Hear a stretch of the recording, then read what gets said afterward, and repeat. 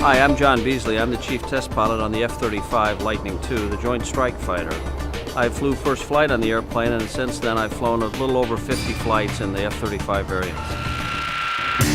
In the early days of STOVL flying, there was the Harrier, but it was very work-intensive for the pilot.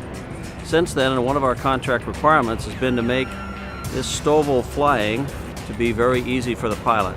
The technology advancements in computers, basically the fly-by-wire nature of the airplane, and the advanced control of the engine and the integration of the two is really what's made this possible.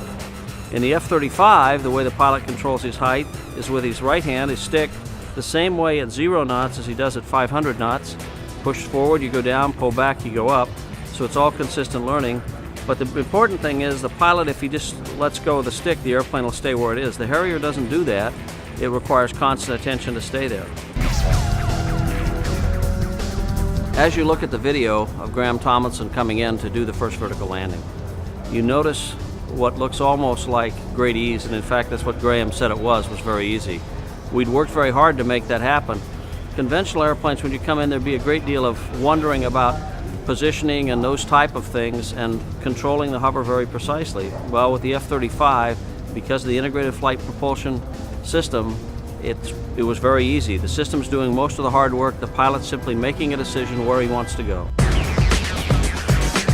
You know, one of the truly incredible things about our STOVL airplane is that it's first actually a combat aircraft. It has the full capability, internal weapons, stealthy characteristics, advanced electronic systems, sensor fusion, all of those capabilities that are so essential to combat and being successful in combat in the 21st century.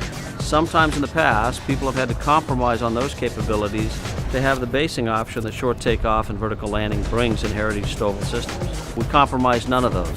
We have an airplane that's a fully maneuverable fighter aircraft, equivalent to any that's out there, and also a supersonic airplane that can fly any mission that's required with all of the sensors and all of the data link and all the communications that are becoming the future of aviation.